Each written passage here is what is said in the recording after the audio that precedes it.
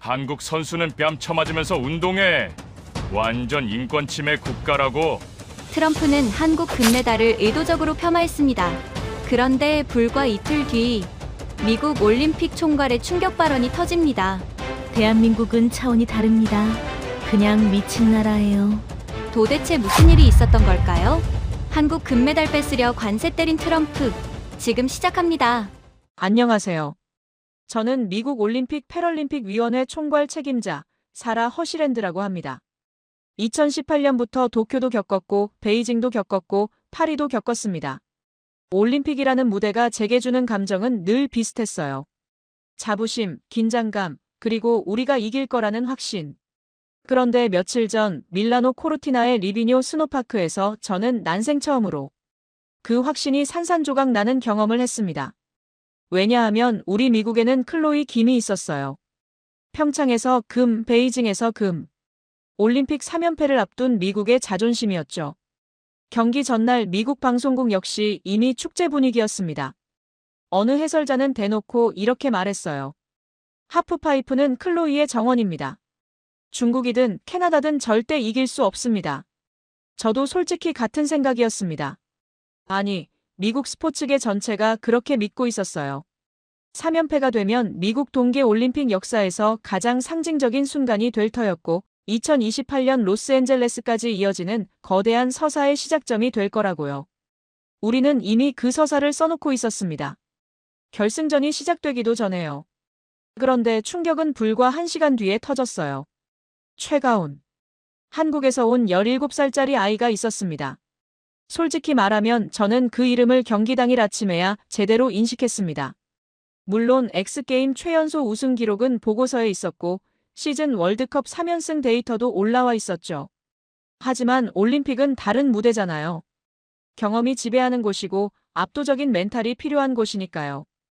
17살이 그걸 가지고 있을 거라고는 솔직히 아무도 생각하지 않았습니다. 1차 시기. 최가운이 출발선에 섰을 때 저는 귀빈석에서 태블릿으로 실시간 점수판을 보고 있었습니다. 캡 1080, 세 바퀴 회전을 시도하더군요. 그리고 머리부터 떨어졌습니다. 심장이 철렁했어요. 선수 안전이 가장 먼저 떠올랐고 그 다음에 든 생각은 이거였습니다. 끝났구나. 저 아이의 올림픽은 저기서 끝났어. 아니 선수 생명 자체가 끝나겠구나. 2차 시기. 최가운이 다시 올라왔는데 걸음이 이상했습니다. 절뚝거리고 있었어요. 주변에 있던 우리 위원회 분석관이 저를 보며 고개를 끄덕였습니다. 사실상 기권 수순이라는 뜻이었죠. 2차 시기도 착지에서 흔들리며 레이스를 완주하지 못했습니다. 점수판 하위권. 클로이 김은 1차 시기에서 88점을 찍어놓은 상태였고 미국 중계진은 이미 3연패 그래픽을 준비하고 있었습니다. 여러분, 여기까지 들으시면 결과가 뻔하다고 생각하시겠죠? 저도 그랬습니다. 2018년부터 올림픽 현장을 총괄해온 사람이 수천. 경기의 데이터를 분석해온 조직의 수장이 완벽하게 틀렸습니다. 3차 시기. 최가운이 출발선에 다시 나타났을 때 경기장이 조용해졌어요. 기권할 줄 알았던 선수가 헬멧을 다시 쓰고 서 있었으니까요. 저는 태블릿을 내려놓고 슬로프를 직접 바라봤습니다. 그 아이의 눈이 보였어요. 겁에 질린 눈이 아니었습니다. 이를 악물고 있었어요. 마치 이렇게 말하는 것 같았습니다. 아직 안 끝났다고. 최가운은 전략을 완전히 바꿨습니다. 1080 트릭을 포기하고 900회전 중심의 안정적인 구성으로 갔어요. 스위치 100, 900, 캡 720, 프런트 사이드 900, 백사이드 900, 프런트 사이드 720. 모든 동작이 정확했고 높이가 살아있었고 그랩 하나하나가 완벽했습니다. 파이프 위를 날아다니는 게 아니라 파이프 자체를 지배하고 있었어요. 90점이요. 결선 진출자 12명 중 유일한 90점대. 저는 그 숫자가 전광판에 뜨는 걸 보면서 의자에서 일어설 수가 없었습니다. 이게 말이 됩니까? 1차에서 머리부터 떨어진 아이가 2차에서 다리를 절던 아이가 3차에서 이 대회 최고점을 찍었다고요. 도대체 뭡니까 이게? 최가운이 점수를 확인하고 눈물을 터뜨리는 장면이 글로벌 중계 카메라에 잡혔습니다. 그 순간 화면 하단에 자막이 떴어요. 세대 전환, 새로운 챔피언의 탄생. 클로이 김의 시대가 끝나고 17살. 한국 소녀의 시대가 열렸다는 선언이 전 세계 수억 명이 보는 화면에 찍힌 겁니다. 클로이 김은 88점으로 은메달이었습니다. 미국 중계진이 준비했던 3연패 그래픽은 한 번도 송출되지 못했어요. 경기가 끝나고 저는 위원회 긴급 화상회의에 들어갔습니다. 분위기가 심상치 않았어요. 단순히 금메달 하나를 놓친 것이 아니었거든요. 더욱 충격적인 사실은 워싱턴 쪽에서 터졌어요. 의회 스포츠소위원회 소속 보좌관이었는데 이런 질문을 하더군요. 한국이 빙상에 이어 설상까지 가져갔는데 이건 단순히 스포츠 문제입니까? 아니면 더 큰 구조의 일부입니까? 한국은 축구협회부터 무슨 선수 폭행의 구설수까지 문제투성이인 나라입니다. 그런 나라한테 세계 최강 미국이 지다니요? 저는 그 질문에 즉답을 하지 못했습니다. 왜냐하면 솔직히 같은 생각을 하고 있었거든요. 한국은 쇼트트랙과 스피드스케이팅으로 빙상을 지배했고 이제 설상 종목 사상 최초의 금메달까지 가져갔습니다.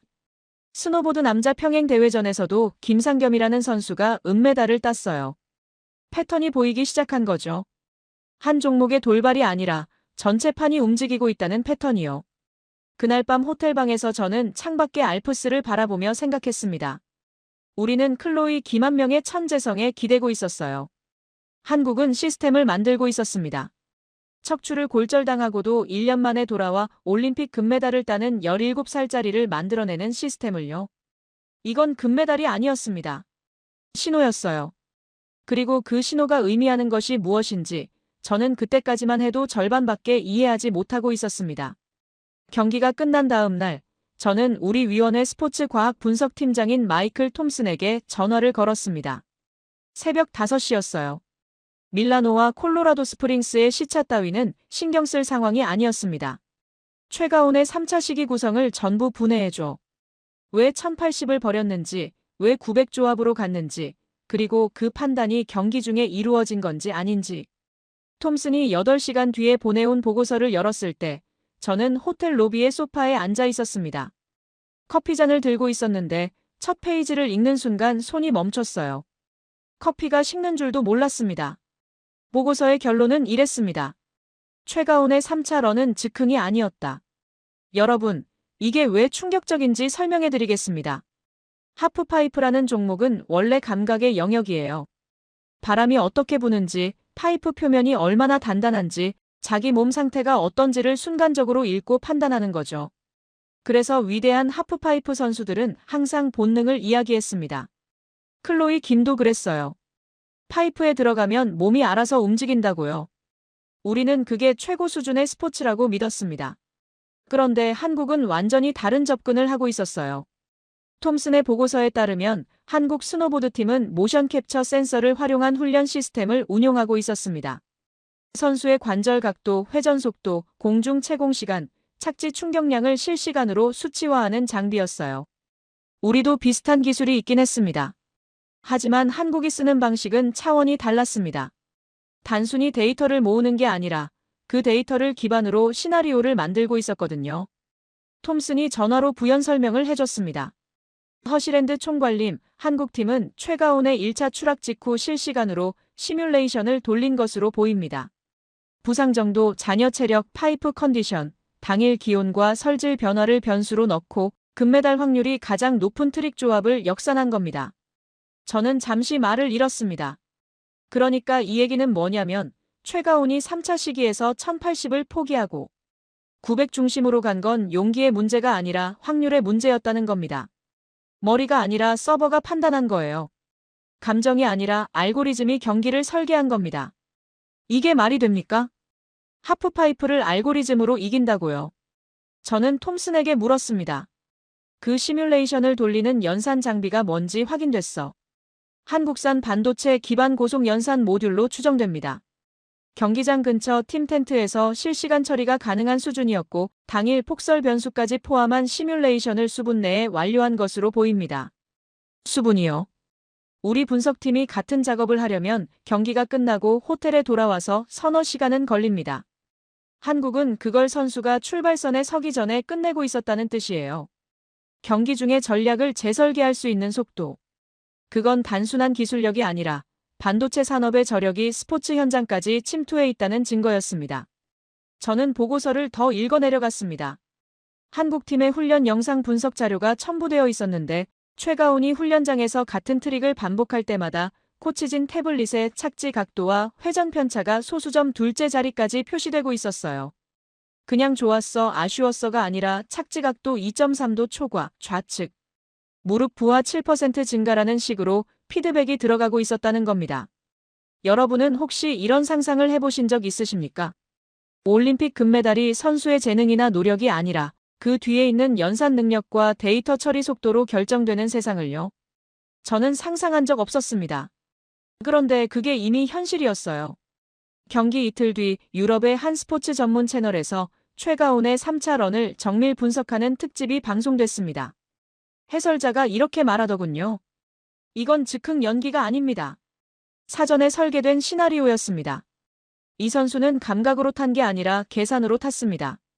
그 방송을 보면서 저는 옆에 앉아있던 우리 위원회 전략기획 부국장 제니퍼 리에게 말했습니다. 우리가 놓친 게 있어. 클로이 김은 천재였고 우리는 천재 한 명에게 의존했어. 한국은 천재를 시스템으로 만들고 있었던 거야. 제니퍼가 조용히 고개를 끄덕이더니 이렇게 답했습니다. 그 시스템의 핵심이 사람이 아니라 기술이라는 게 문제입니다. 사람은 은퇴하지만 시스템은 남으니까요. 그 말이 가슴에 못처럼 박혔습니다. 클로이 김이 은퇴하면 우리에겐 다음 클로이 김이 필요합니다. 하지만 한국은 최가온 이후에도 시스템이 돌아가요. 센서가 데이터를 모으고 반도체가 연산을 하고 알고리즘이 전략을 짜고 다음 선수가 그 위에 올라서면 되는 겁니다. 사람이 바뀌어도 구조는 유지되는 것. 그건 스포츠의 문법이 아니라 산업의 문법이었습니다. 저는 그날 밤 콜로라도 본부에 긴급 지시를 내렸습니다. 한국 동계 스포츠 과학 인프라에 대한 전수조사를 시작하라고요. 그때까지만 해도 저는 이게 스포츠 기술의 문제라고 생각했습니다. 반도체와 센서와 알고리즘이 하프파이프에 들어온 것까지는 이해할 수 있었어요. 하지만 조사 결과가 올라오기 시작하면서 저는 이 문제가 스포츠를 훨씬 넘어서 있다는 걸 깨달았습니다. 반도체가 스노보드에만 들어간 게 아니었거든요. 한국이 구축한 건 스포츠 과학 시스템이 아니라 모든 산업에 적용 가능한 기술 생태계 그 자체였습니다. 그리고 그 생태계의 규모를 확인한 순간 저는 처음으로 이런 생각을 했습니다. 이건 따라잡을 수 있는 격차가 맞는 건가? 클로이 김의 은메달 소식이 미국에 전해진 뒤 저는 하루에 37통의 전화를 받았습니다. 의회 보좌관, 방송국 프로듀서, 스포츠 에이전시 임원, 그리고 이름을 밝힐 수 없는 워싱턴의 몇몇 인사들까지 모두가 같은 질문을 했어요. 클로이 김이 진 건 컨디션 문제입니까? 아니면 뭔가 다른 겁니까? 저는 그 질문에 제대로 답할 수가 없었습니다. 왜냐하면 컨디션 문제가 아니라는 걸 이미 알고 있었거든요. 클로이 김은 1차 시기에서 88점을 받았습니다. 평창 금메달 점수가 98점대, 베이징 금메달이 94점대였으니까 분명히 하락세이긴 했죠. 하지만 88점이면 어떤 대회에서든 메달권이에요. 문제는 클로이 김이 못한 게 아니라 최가온이 그 위를 넘어버린 거였습니다. 1차에서 머리부터 떨어지고도요. 미국 스포츠 언론이 들끓기 시작했습니다. 뉴욕의 한 유력 매체가 상징의 균열이라는 제목으로 특집 기사를 냈어요. 기사의 요지는 이랬습니다. 클로이 김은 단순한 금메달리스트가 아니라 미국 동계 올림픽의 얼굴이었고 그 얼굴이 깨지면서 미국이 동계 스포츠에서 유지해온 서사 자체가 흔들리고 있다는 거예요. 3연패는 단순히 금메달 3개가 아니라 미국은 원할 때 언제든 정상에 설 수 있다는 믿음의 연장선이었거든요. 그 믿음이 17살짜리 한국 소녀에게 부러진 겁니다. 그런데 저를 정말 멈추게 만든 건 미국 기사가 아니었습니다. 일본 쪽에서 나온 분석이었어요. 도쿄의 한 스포츠 평론가가 방송에 나와서 이렇게 말했습니다. 한국 스노보드의 약점은 분명합니다. 글로벌 아이콘이 없다는 겁니다. 클로이 김은 이름만으로 브랜드입니다. 미카엘라 시프린, 린지본, 전부 이름이 곧 산업이에요. 한국에는 그런 스타가 없습니다. 최가온은 아직 17이고 영어 인터뷰도 서툴러요. 글로벌 무대에서 존재감을 유지하려면 아이콘이 있어야 합니다. 솔직히 저도 처음에는 그 분석에 동의했습니다. 맞는 말이었거든요. 올림픽은 스포츠인 동시에 콘텐츠 산업이고 콘텐츠 산업에서 아이콘의 부재는 치명적인 약점이에요. 한국이 금메달을 따도 그 이야기를 전 세계에 팔 수 있는 얼굴이 없으면 결국 기억에서 지워질 거라고 생각했습니다. 그런데 말이죠. 이 생각이 틀렸다는 걸 깨닫는데 이틀밖에 안 걸렸습니다. 제니퍼 리 부국장이 한국 동계 스포츠 인프라 조사 중간 보고서를 가지고 저를 찾아왔어요. 밀라노 시내의 우리 임시 사무실이었는데 그날 바깥에는 눈이 내리고 있었습니다. 제니퍼가 보고서를 테이블에 올려놓으며 이렇게 말했습니다. 총괄님, 아이콘 유무는 중요하지 않을 수 있습니다. 한국이 만들고 있는 건 스타가 아니라 파이프라인입니다. 파이프라인. 그 단어를 듣는 순간 등줄기가 서늘해졌습니다. 보고서에 따르면 한국은 전국 단위의 유소년 선수 발굴 시스템을 가동하고 있었습니다. 단순히 재능 있는 아이를 찾는 수준이 아니에요. 초등학교 저학년 때부터 신체 데이터를 측정하고 골격 구조와 근섬유 비율을 분석해서 어떤 종목에 최적화된 신체인지를 판별하는 거였습니다. 최가온이 7살에 스노보드를 시작한 건 아버지의 권유였다고 알려져 있지만 그 이후의 성장 경로는 철저하게 과학적 훈련 시스템 위에 놓여 있었어요. 여기서 끝이 아닙니다. 제니퍼가 두 번째 폴더를 꺼냈어요. 기업 후원 연계 구조였습니다. 한국의 대기업들이 동계 스포츠 유소년 프로그램에 체계적으로 투자하고 있었고 그 투자가 단순한 후원이 아니라 기술 협업의 형태를 띠고 있었습니다. 센서 기술을 개발하는 기업이 훈련 데이터를 확보하는 대가로 장비를 제공하고 반도체 기업이 연산 모듈의 실전 테스트 환경으로 스포츠 현장을 활용하는 시기였어요. 기업은 기술을 검증하고 선수는 최첨단 장비로 훈련하고 국가는 메달을 가져가는 삼각구조가 이미 완성되어 돌아가고 있었습니다. 여러분, 이 구조가 왜 무서운지 아십니까? 스타 한 명이 은퇴하면 끝나는 모델이 아니기 때문입니다. 클로이 김이 은퇴하면 미국 하프파이프는 다음 천재가 나올 때까지 암흑기에 들어갑니다. 우리는 그걸 몇 번이나 겪었어요. 하지만 한국의 구조에서는 최가온이 은퇴해도 그 뒤에 이미 같은 시스템을 통과한 14살, 12살, 10살짜리들이 줄 서 있는 겁니다. 공장에서 부품을 찍어내듯이요. 아니, 부품이라는 표현은 적절하지 않겠군요. 정밀하게 설계된 경로를 따라 최적의 시점에 최적의 역량을 가진 선수가 올라오는 시스템. 양산형 엘리트 육성 모델이라고 해야 할까요? 마이클 톰슨 분석팀장이 추가 자료를 보내왔습니다. 한국 스노보드 국가대표 후보군의 연령별 분포도였어요. 10살부터 25살까지 각 연령대에 최소 서너 명의 유망주가 배치되어 있었고 각각의 훈련 단계와 목표 대회가 명시되어 있었습니다. 2030년 로스앤젤레스 이후에 2034년 솔트레이크 시티까지 로드맵이 이미 짜여 있더군요. 저는 톰슨에게 전화했습니다. 우리한테 이런 로드맵이 있어. 잠시 침묵이 흐른 뒤 톰슨이 답했어요. 현재 하프파이프 종목에는 없습니다. 그 대답을 듣고 저는 전화기를 내려놓았습니다. 그리고 창밖을 바라봤어요. 눈이 멈추고 밀라노의 야경이 보이고 있었는데 그 불빛들이 이상하게 차갑게 느껴졌습니다. 일본 평론가의 말이 다시 떠올랐어요. 한국에는 글로벌 아이콘이 없다. 맞아요, 없을 수도 있습니다. 하지만 아이콘이 필요 없는 구조를 만들면 어떻게 되는 겁니까? 한 명의 영웅이 아니라 구조 자체가 영웅의 역할을 하면 아이콘 같은 건 그냥 부산물이 되는 거 아닙니까? 세대교체. 미국에서는 그 단어가 늘 비극의 냄새를 풍겼습니다. 스타가 지고 암흑기가 오고 언젠가 또 다른 천재가 등장하기를 기도하는 것. 그런데 한국에서 세대교체는 비극이 아니었어요. 예정된 수순이었습니다. 한 명이 내려오면 다음 한 명이 올라가는 에스컬레이터 같은 구조. 감정이 아니라 설계도의 문제. 제니퍼가 보고서를 정리하며 마지막으로 한마디를 덧붙였습니다. 총괄님, 우리가 스타를 키우는 동안 한국은 시스템을 키웠습니다. 스타는 은퇴하지만 시스템은 은퇴하지 않습니다. 같은 말을 두 번 듣고 나니 이건 분석이 아니라 경고였습니다. 그리고 그 경고의 무게를 온전히 실감하게 된 건 한국이 스포츠 바깥에서 벌이고 있는 일들을 확인하면서부터였습니다. 밀라노에 도착한 첫날, 저는 택시를 타고 선수촌 근처를 지나갔습니다. 창밖으로 올림픽 공식 배너들이 줄지어 걸려 있었는데 거기서 뭔가 이상한 걸 느꼈어요. 한국 기업 로고가 유난히 많았습니다. 그때는 그냥 후원을 많이 하는구나 정도로 넘겼어요. 올림픽에 기업 로고가 보이는 건 당연한 일이니까요. 코카콜라도 있고 비자도 있고 도요타도 있는데 한국 기업 몇 개 더 있는 게 뭐 대수겠습니까? 그런데 그게 대수였습니다. 최가온의 금메달 이후 사흘째 되는 날, 제니퍼리 부국장이 아침 브리핑에서 한 장의 문서를 꺼냈습니다. 밀라노 코르티나 조직위원회 공식 발표 자료였어요. 한국의 주요 기업 3곳이 이번 올림픽 후원 규모를 직전 대회 대비 대폭 확대했다는 내용이었습니다. 전자, 자동차, 방산 분야를 대표하는 기업들이었는데 단순히 광고판에 이름을 올리는 수준의 후원이 아니었어요. 제니퍼가 설명을 이어갔습니다. 총괄님, 이 기업들의 후원 내역을 보시면 현금 지원보다 현물 지원 비중이 압도적으로 높습니다. 그리고 그 현물이 뭔지가 문제입니다.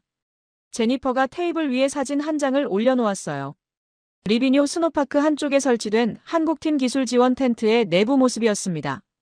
저는 그 사진을 보고 잠시 멍했어요. 거기에는 선수 매니지먼트 부스가 아니라 소규모 연구소 같은 장비들이 들어차 있었거든요. 모니터 6대의 실시간 데이터 처리 서버, 기상 관측 모듈, 그리고 제가 이름도 모르는 분석 장비들. 올림픽 경기장 옆에 연구실을 차려놓은 겁니다. 이게 후원입니까? 아니면 실험입니까? 제니퍼가 정확히 제가 하고 싶었던 말을 했어요. 둘 다입니다. 마이클 톰슨 분석팀장의 추가 보고가 그 구조를 좀 더 선명하게 만들어줬습니다. 한국전자기업은 모션 캡처 센서와 실시간 영상 분석, 소프트웨어를 스노보드팀에 제공하면서 동시에 극한 환경에서의 센서 내구성 데이터를 확보하고 있었습니다. 영하 20도, 폭설, 강풍. 일반 연구소에서는 시뮬레이션으로밖에 할 수 없는 환경 테스트를 올림픽 경기장에서 실전으로 돌리고 있었던 거예요. 자동차 기업은 선수 이동 차량을 지원하면서 자율주행 센서의 혹한기 반응 데이터를 수집하고 있었고요. 방산 기업은 드론 기반 경기장 기상 관측 시스템을 제공하면서 소형 무인기의 알프스 고도 운용 데이터를 쌓고 있었습니다. 여러분, 이게 무슨 뜻인지 이해가 되십니까? 한국 기업들은 올림픽을 후원하는 게 아니라 올림픽을 활용하고 있었습니다. 스포츠 후원의 탈을 쓴 글로벌 기술 실증 프로젝트. 기업은 세계 최고 수준의 극한 환경 데이터를 얻고 선수단은 최첨단 장비를 공짜로 쓰고 정부는 올림픽 메달로 국가 브랜드를 올리고 누구 하나 손해보는 사람이 없는 구조예요. 3자가 전부 이기는 게임. 미국은 그런 적이 없었습니다. 우리 기업들은 올림픽에 돈을 쓰지 올림픽에서 기술을 가져가진 않거든요. 후원은 후원이고 사업은 사업이에요. 그 둘 사이에 벽이 있습니다. 한국은 그 벽을 아예 허물어버린 거였어요. 그 즈음 유럽 쪽에서 흥미로운 발언이 나왔습니다. 브뤼셀에서 열린 한 산업 포럼에서 EU 통상 분야 관계자가 이렇게 말한 겁니다. 한국의 올림픽 성과를 순수한 스포츠 성취로만 해석하는 것은 순진한 분석입니다. 한국은 정책으로 이깁니다. 산업 정책, 기술 정책, 스포츠 정책이 하나의 지휘 체계 아래 움직이고 있으며 올림픽은 그 체계의 쇼룸에 불과합니다. 쇼룸. 그 단어가 머리에서 떠나지 않았습니다. 올림픽이 목적이 아니라 전시장이라는 뜻이잖아요. 금메달은 성과가 아니라 광고이고 경기장은 경쟁의 현장이 아니라 기술력을 증명하는 무대라는 거예요. 저는 그날 오후에 우리 위원회 정부 연락 담당관에게 연락했습니다. 워싱턴이 이 구조를 알고 있어. 일부 의원실에서 관심을 갖기 시작했습니다. 다만 아직 공식적인 움직임은 없습니다. 공식적이든 아니든 이건 스포츠위원회가 다룰 수 있는 범위를 넘어서고 있어. 전화를 끊고 나서 저는 호텔 로비에 앉아 한참을 생각했습니다. 제가 2018년부터 해온 일은 미국 올림픽 선수단을 관리하고 선수들이 안전하게 경쟁할 수 있는 환경을 만드는 것이었어요.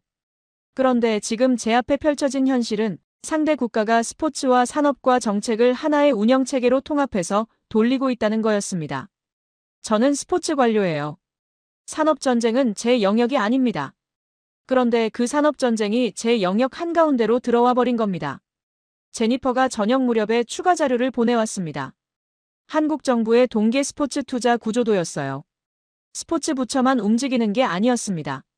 산업부, 과학기술부, 국방부까지 연결되어 있었고 각 부처가 관할하는 기업들이 스포츠 현장에 기술 인력과 장비를 파견하는 구조였어요. 마치 하나의 작전처럼. 군사 용어를 쓰자면 합동작전 체계였습니다. 각 군이 따로 움직이는 게 아니라 합참이 통합 지휘하는 방식. 한국은 올림픽을 합동작전으로 치르고 있었던 겁니다. 도대체 우리는 뭘 상대하고 있는 겁니까? 그 유럽 관계자의 발언이 왜 중요한지 저는 그때 비로소 이해했습니다. 견제의 언어가 나왔다는 건 이미 위협으로 인식되고 있다는 뜻이거든요. 누군가를 견제하려면 먼저 그 대상이 자기 영역을 침범하고 있다고 느껴야 합니다. 한국이 스포츠에서 이긴 건 축하할 일이에요.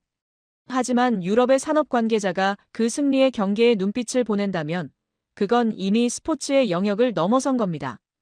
밤에 호텔방으로 돌아와서 저는 침대에 앉아 태블릿을 내려놓았습니다.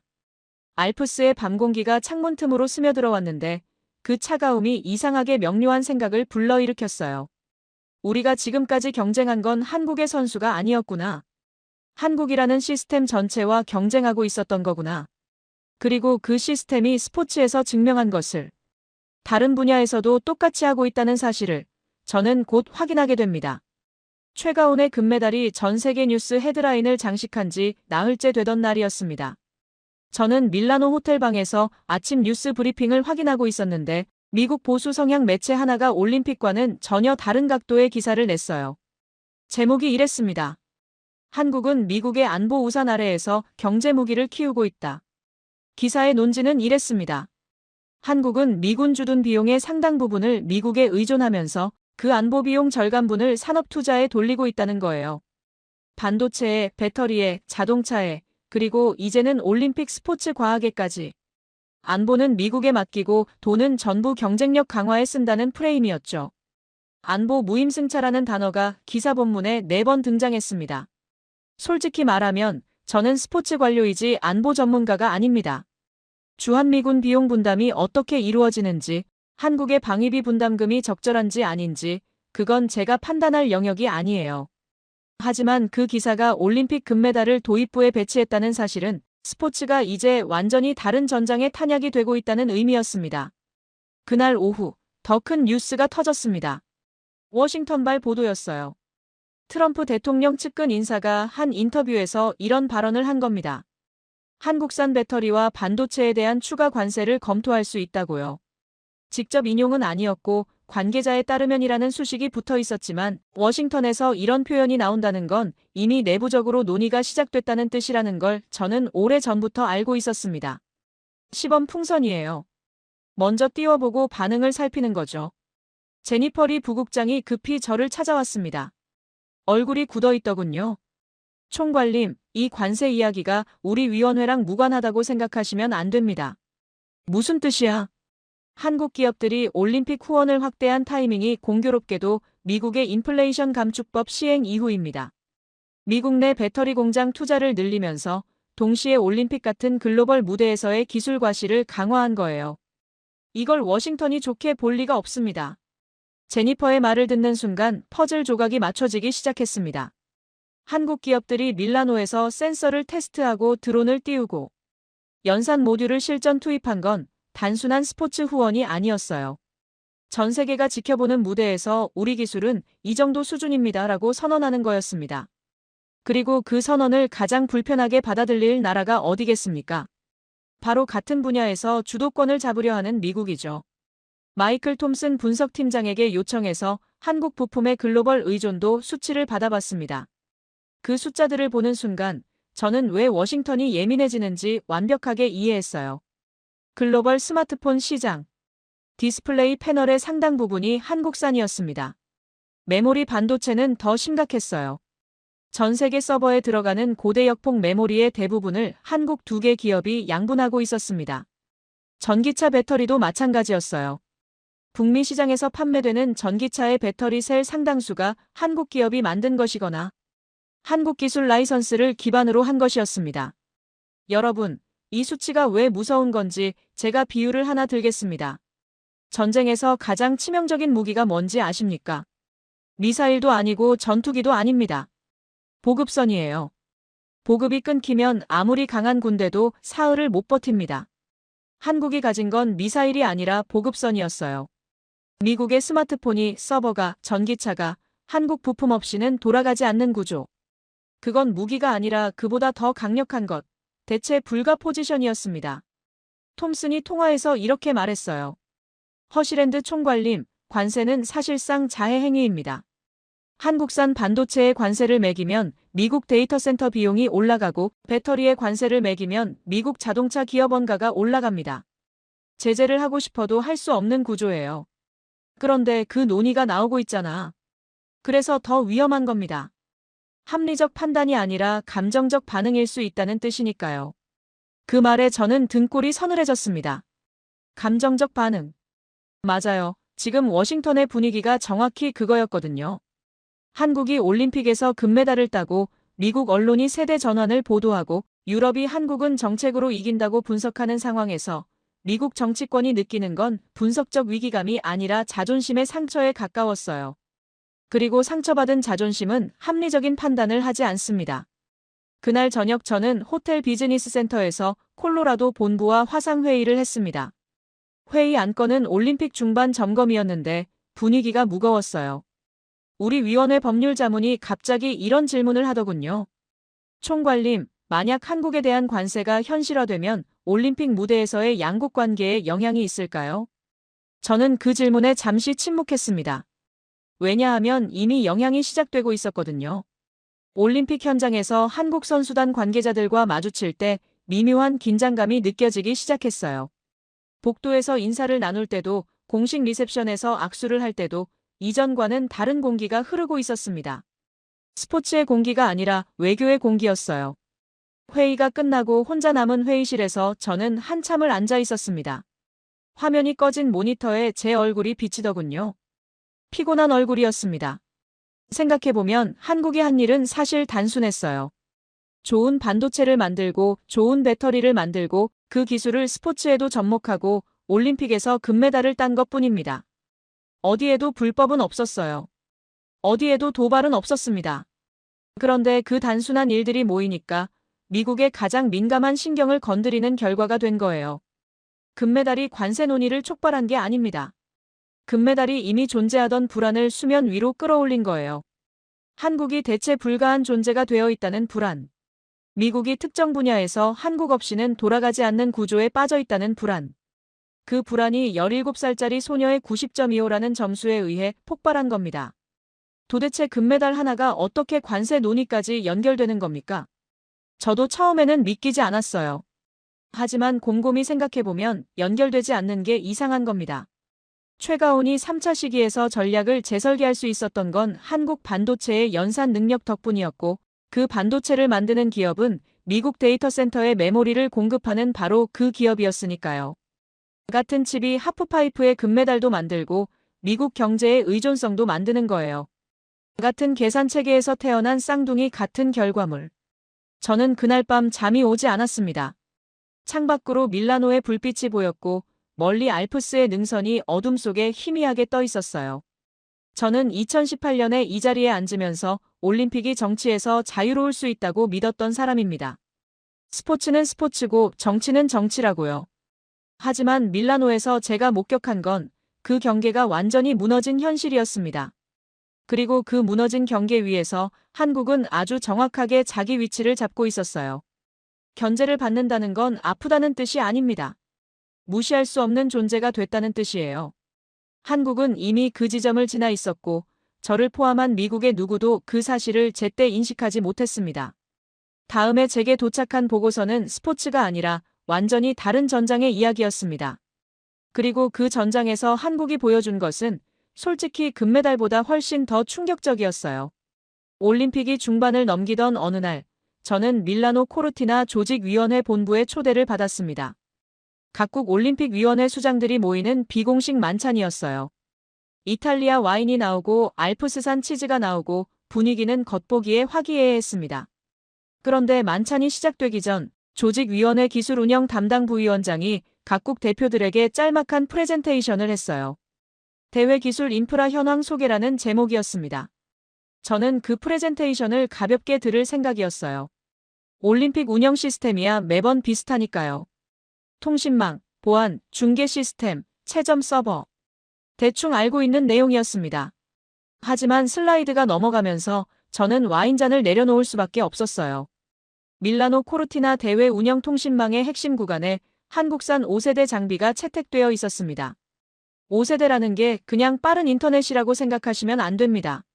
올림픽 규모의 대회에서 5세대 통신망은 실시간 영상 중계, 선수 추적 시스템, 보안 카메라 네트워크, 채점 데이터 전송을 동시에 처리하는 신경계예요.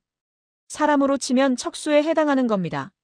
손가락 하나 까딱하려면 척수가 신호를 보내야 하잖아요. 밀라노 올림픽의 척수가 한국 기술로 돌아가고 있었다는 얘기입니다. 그것만이 아니었어요. 보안 시스템 일부도 한국 기업이 납품한 것이었습니다. 경기장 출입 통제, 안면 인식, 실시간 위협 감지. 수만 명의 선수와 관계자와 관중의 안전을 지키는 보안망의 한 축이 한국 기술이었던 겁니다. 프레젠테이션이 끝나고 저는 옆에 앉아있던 캐나다 올림픽 위원회 관계자에게 조용히 물었습니다. 이거 알고 있었어요. 대충은요. 하지만 이 정도일 줄은 몰랐습니다. 만찬이 끝나고 호텔로 돌아오는 차 안에서 저는 마이클 톰슨 분석팀장에게 즉시 전화를 걸었습니다. 새벽이고 뭐고 상관없었어요. 톰슨, 채점 서버 확인해봐. 밀라노 올림픽 공식 채점 시스템에 한국산 장비가 들어가 있는지. 4시간 뒤에 온 답변이 저를 의자에 못 박았습니다. 실시간 채점 서버에 사용된 고성능 연산 장비의 핵심 부품이 한국산 반도체였습니다. 정확히 말하면 채점 데이터를 실시간으로 처리하고 전 세계 중계망에 동시 송출하는 서버의 프로세싱 모듈에 한국 반도체가 탑재되어 있었어요. 최가온의 90.25가 전광판에 뜨고 그 점수가 전 세계 수억 대의 화면에 동시에 표시되기까지 걸린 시간은 1초 미만이었습니다. 그 1초를 가능하게 한 칩이 한국산이었다는 거예요. 이게 무슨 뜻인지 이해가 되십니까? 한국 선수가 한국 기술로 분석된 전략을 가지고 한국 기업이 만든 센서를 입고 경기를 뛰었고 그 경기의 점수를 한국 반도체가 들어간 서버가 계산해서 전 세계에 송출한 겁니다. 경기의 주체도 한국이고 경기를 운영하는 인프라도 한국인 거예요. 무대 위의 주인공도 무대 뒤의 기술자도 같은 나라 사람이었다는 겁니다. 제니퍼 리 부국장이 다음 날 아침에 추가 보고서를 가져왔습니다. 이번에는 우리 위원회가 자체 조사한 게 아니라 글로벌 컨설팅 기관에서 발행한 공급망 분석 보고서였어요. 제니퍼가 해당 부분에 형광펜을 쳐놓았더군요. 총괄님, 이 부분을 보셔야 합니다. 보고서는 이런 시나리오를 분석하고 있었습니다. 만약 글로벌 공급망에서 한국 기술을 대체하려면 얼마의 비용과 시간이 필요한가? 결론부터 말하면 반도체 분야에서 한국산 고대역폭 메모리를 다른 국가 제품으로 대체하는데 최소 3년에서 5년이 필요하고 전환 비용은 수백억 달러 규모라는 추산이었습니다. 디스플레이는 더 심각했어요. 유기발광 디스플레이 분야에서 한국의 점유율이 워낙 압도적이라 사실상 단기간 내 대체가 불가능하다는 결론이었습니다. 저는 그 숫자들을 읽으면서 머릿속에서 이상한 계산을 하고 있었어요. 워싱턴에서 관세 이야기가 나오고 보수 매체에서 안보 무임승차 프레임이 확산되고 정치권이 한국을 견제하려는 움직임을 보이고 있는데 실제로 한국 기술을 끊으면 미국이 더 큰 타격을 받는 구조라니요.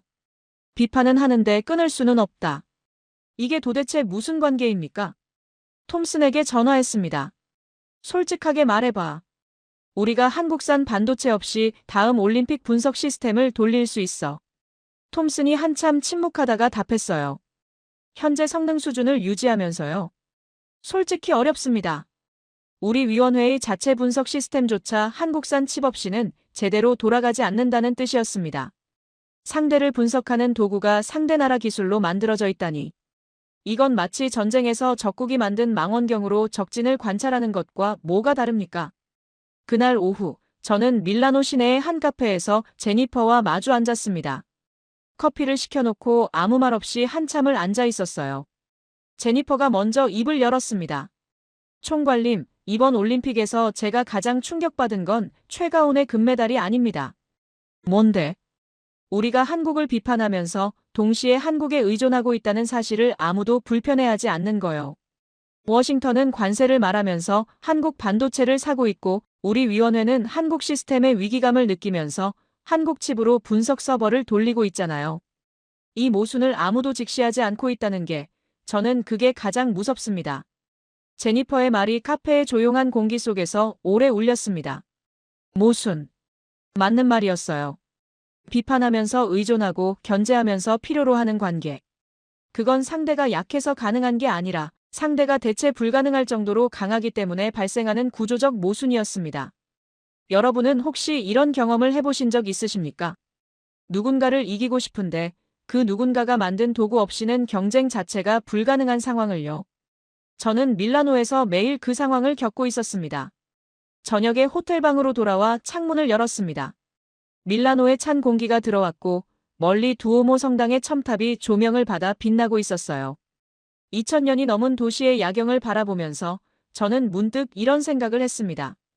무대 위에서 박수를 받는 사람이 주인공이라고 우리는 늘 생각합니다.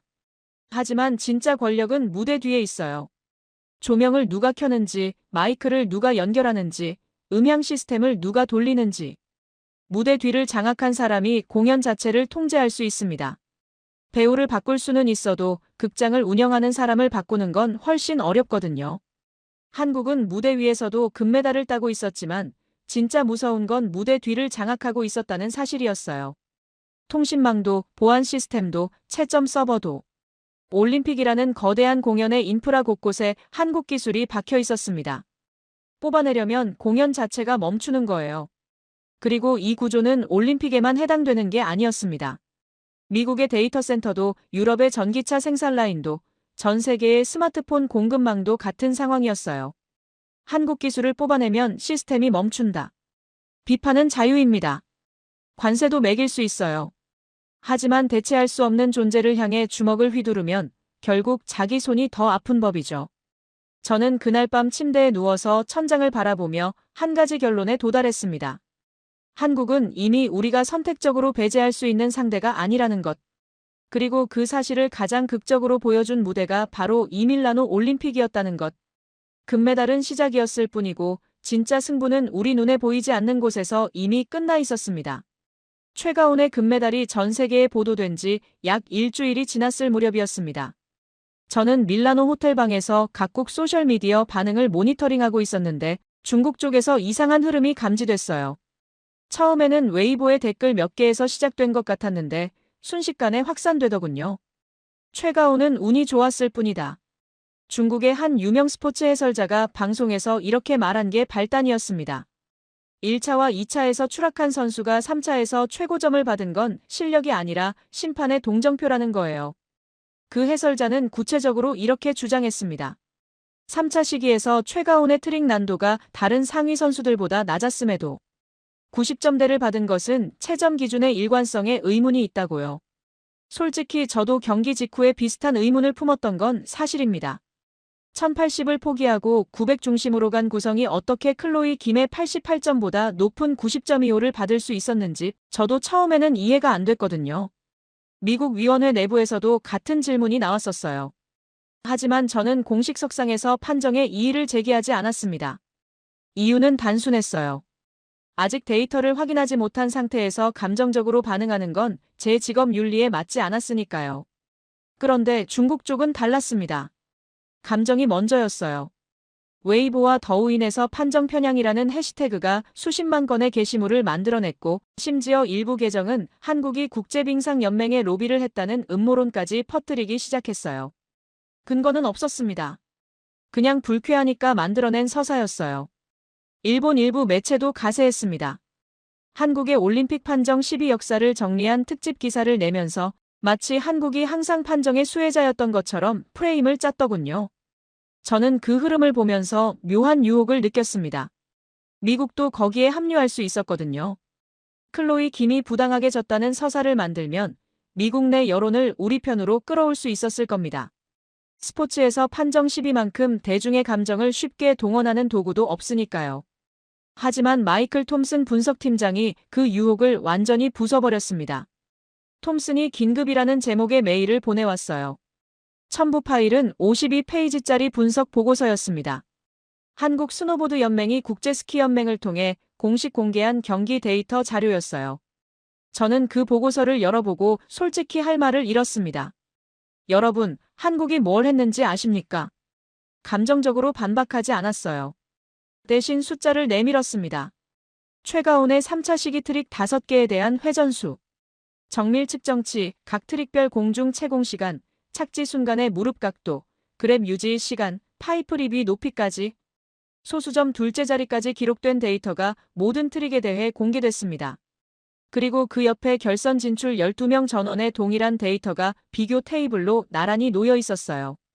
톰슨이 전화로 요약해줬습니다. 허시랜드 총괄님, 최가온의 구성은 난도가 낮은 게 아니라 난도 대비 성공률이 비정상적으로 높은 겁니다. 900회전 5개의 평균 착지 오차가 0.8도입니다. 결선 전체 평균이 3.2도인데요.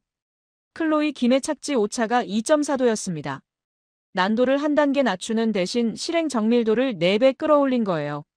채점 기준상 실행 점수가 전체 배점의 절반 가까이를 차지하는데 이 정밀도면 90점대가 정당합니다. 오히려 낮게 받은 겁니다. 0.8도. 저는 그 숫자를 듣고 잠시 계산기를 두드렸어요. 0.8도의 착지 오차라는 건 사람의 눈으로는 완벽하게 보이는 수준이에요. 기계로 측정하지 않으면 편차가 있는지조차 모르는 수준. 그걸 올림픽 결선에서 1차에서 머리부터 떨어진 직후에 부상을 안고 5개 트릭 연속으로 유지했다고요. 이게 운입니까? 이게 동정표입니까? 도대체 어떤 근거로 운이라고 말할 수 있는 겁니까?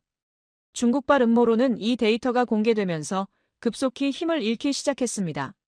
숫자 앞에서는 감정이 무력해지거든요. 웨이보의 판정 편향 게시물 아래에 한국 측 데이터를 인용한 반박 댓글이 수천 개씩 달리기 시작했고, 일본의 한 스포츠 데이터 분석가는 자기 블로그에 한국의 데이터 공개는 모범 사례라는 글을 올리기까지 했습니다. 제니퍼 리 부국장이 그 상황을 정리하며 이런 말을 했어요. 총괄님, 한국이 판정 시비에 대응하는 방식을 보셨잖아요. 기자회견을 열고 억울하다고 호소하는 게 아니라 데이터를 공개하고 검증하라고 내미는 겁니다. 감정을 감정으로 막는 게 아니라 감정을 수치로 덮어버리는 전략이에요. 저는 그 말을 듣는 순간 소름이 돋았습니다. 왜냐하면 그 방식이 스포츠에서만 쓰이는 게 아니었거든요. 며칠 전에 제니퍼가 보여줬던 한국의 산업 구조를 다시 떠올려 봤습니다. 한국 반도체가 미국 데이터 센터에 들어가 있는 것도, 한국 배터리가 미국 전기차에 들어가 있는 것도 감정이나 정치적 결정의 결과가 아니었어요. 오차가 가장 적은 제품을 가장 효율적인 비용으로 공급할 수 있었기 때문에 그 자리를 차지한 겁니다. 워싱턴이 아무리 관세를 들먹여도 대체제가 없는 이유가 결국 같은 원리였어요. 한국 제품의 불량률이 낮고 수율이 높고 오차가 적기 때문에 시장이 선택한 거였습니다. 하프파이프에서 착지 오차 0.8도를 만들어내는 시스템과 반도체, 생산 라인에서 나노미터 단위의 공정 오차를 관리하는 시스템이 본질적으로 같은 구조라는 걸 저는 그때 깨달았어요. 측정하고 분석하고 오차를 줄이고 다시 측정하는 무한 루프. 감정이 아니라 정밀함이 지배하는 세계. 한국은 스포츠에서도 산업에서도 같은 방법론으로 승리하고 있었던 겁니다. 톰슨이 보고서 마지막 페이지에 자기 의견을 한 줄 적어 놓았더군요. 한국은 계산하는 국가입니다. 5글자. 하지만 그 5글자가 지난 열흘간 제가 밀라노에서 목격한 모든 것을 요약하고 있었습니다. 금메달도 계산이었고, 기업 후원도 계산이었고, 공급망 장악도 계산이었고, 판정 시비 대응도 계산이었어요. 감정에 휘둘리지 않고 데이터를 기반으로 최적의 해를 찾아가는 국가. 그게 한국이었습니다. 그날 저녁 저는 밀라노의 나빌리오 운하를 따라 걸었습니다. 운하 위에 비친 가로등 불빛이 물결에 따라 일렁이고 있었어요. 주변에는 현지인들이 와인을 마시며 웃고 떠들고 있었고 올림픽 깃발이 다리 위에서 바람에 펄럭이고 있었습니다. 저는 걸으면서 생각했습니다. 중국은 감정으로 대응하다가 데이터에 밀렸고 미국은 자존심으로 대응하다가 의존 구조에 갇혔습니다. 일본은 과거의 프레임으로 대응하다가 현재의 숫자에 무력해졌어요. 그런데 한국은 이 모든 도전에 같은 방식으로 답하고 있었습니다. 측정하고 계산하고 증명하는 것. 말이 아니라 수치로 보여주는 것. 여러분, 감정과 데이터가 충돌하면 누가 이길까요? 단기적으로는 감정이 이깁니다. 음모론이 더 빨리 퍼지고 분노가 더 많은 클릭을 만들어내니까요. 하지만 장기적으로는 데이터가 이깁니다. 감정은 휘발되지만 숫자는 남으니까요. 0.8도라는 숫자는 음모론이 잠잠해진 뒤에도 기록으로 남아있을 겁니다. 호텔로 돌아오는 길에 제니퍼에게 문자를 보냈습니다. 한국을 감정으로 이길 수 있다고 생각하는 사람들이 있다면 그건 한국을 이해하지 못하는 거야. 제니퍼의 답이 금방 왔어요. 동의합니다. 그리고 그게 지금 워싱턴의 가장 큰 문제입니다. 한국이라는 나라가 스포츠와 산업을 같은 계산 체계로 운영하는 국가라는 것, 감정이 아니라 오차 최소화라는 원리로 작동하는 시스템이라는 것. 이 재정의가 제 머릿속에서 완성된 건 바로 그 밤이었습니다.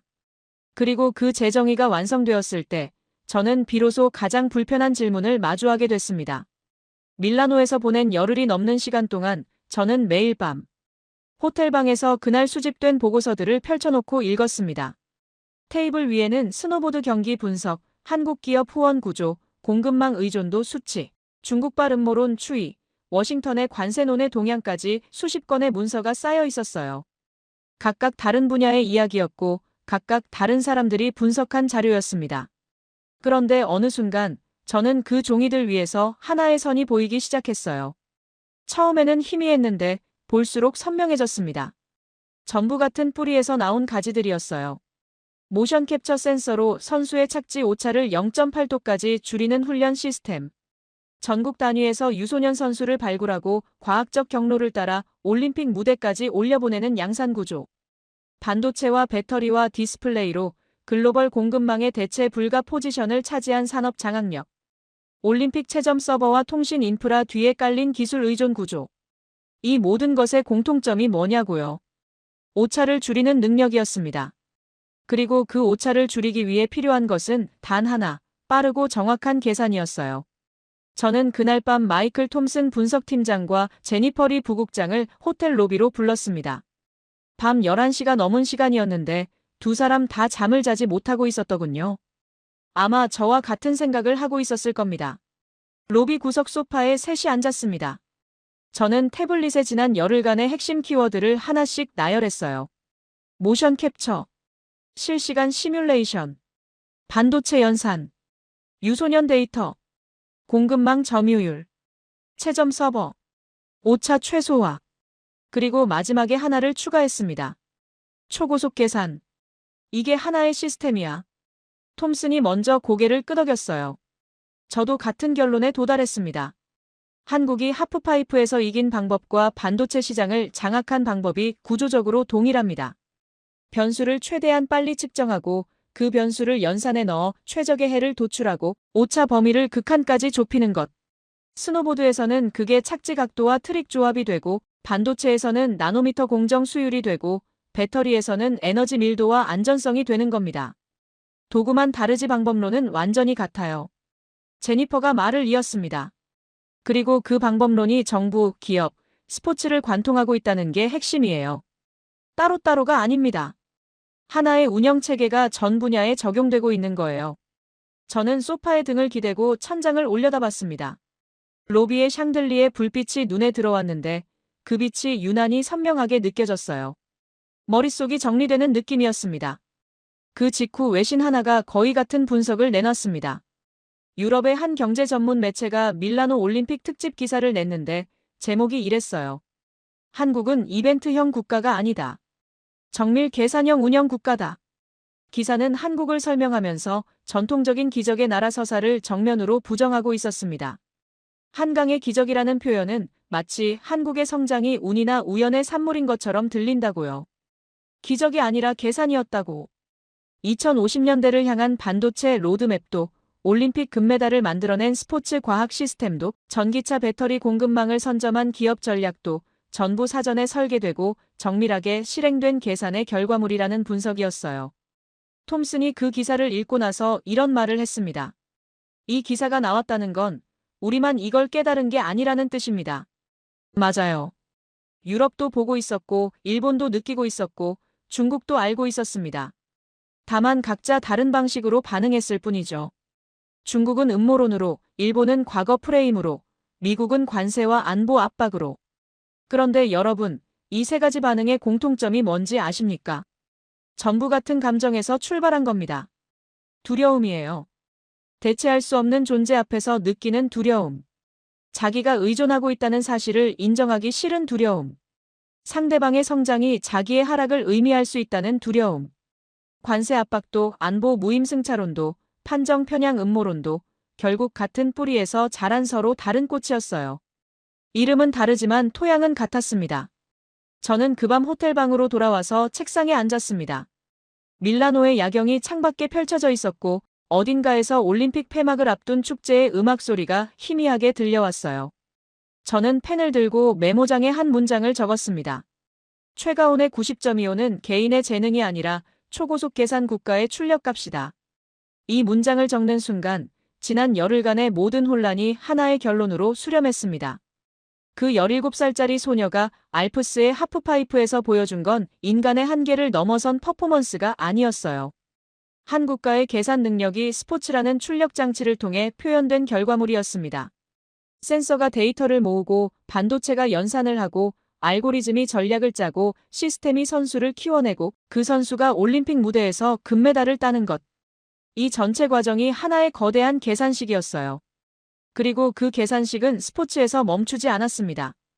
같은 반도체가 미국 서버에 들어가고 같은 배터리가 유럽 전기차에 들어가고 같은 통신 장비가 올림픽 운영 시스템에 들어가 있었어요. 스포츠, 산업, 외교. 이 세 영역이 한국이라는 나라 안에서 하나의 계산 구조로 완결되어 있었습니다. 제니퍼에게 마지막으로 물었습니다. 우리가 이 구조를 따라잡을 수 있다고 생각해. 제니퍼가 한참을 침묵하다가 입을 열었어요. 따라잡는다는 표현 자체가 틀렸을 수도 있습니다. 한국은 우리가 달리는 트랙 위에 있는 게 아니에요. 자기만의 트랙을 깔고 있는 겁니다. 우리가 따라잡으려면 먼저 그 트랙이 존재한다는 걸 인정해야 하는데 지금 워싱턴은 그 인정조차 하지 않고 있잖아요. 그 말이 맞았습니다. 인정하지 않으면 대응할 수도 없어요. 그리고 대응하지 못하는 사이에 격차는 더 벌어지는 거죠. 2026년 2월 밀라노. 저는 이 도시에서 올림픽을 보러 왔다가 올림픽보다 훨씬 더 큰 것을 목격하고 돌아가게 됐습니다. 금메달 하나가 아니라 한 국가의 작동 원리 전체를요. 마지막 날 밤 호텔을 떠나기 전에 저는 창문을 열고 알프스 쪽을 바라봤습니다. 산 위에 눈이 달빛을 받아 희게 빛나고 있었어요. 그 산꼭대기 어딘가에 있는 리비뇨 스노파크에서 며칠 전 17살짜리 소녀가 절뚝거리는 다리로 출발선에 섰던 장면이 떠올랐습니다. 모두가 끝났다고 생각한 순간에 그 아이는 계산된 전략을 들고 파이프에 뛰어들었어요. 그리고 이겼습니다. 저는 그때 깨달았습니다. 한국이라는 나라는 바로 그런 나라구나. 모두가 끝났다고 말할 때 계산을 끝내고 다시 출발선에 서는 나라. 감정에 휘둘리지 않고 데이터를 믿고 시스템을 돌리고 결과로 증명하는 나라. 그리고 솔직하게 고백하겠습니다. 미국 올림픽위원회를 총괄하는 사람으로서 이건 제가 인정하기 가장 어려운 문장이지만 사실이니까 말하겠습니다. 우리는 한국이 무엇인지를 너무 늦게 이해했습니다. 하지만 한국은 이미 오래전부터 자기가 무엇인지를 정확히 알고 있었어요. 그리고 그 알을 금메달로, 반도체로, 배터리로 하나하나 세상에 증명해 나가고 있었습니다. 이건 우연이 아닙니다. 시스템입니다. 그리고 그 시스템은 지금 이 순간에도 멈추지 않고 계산을 돌리고 있을 겁니다.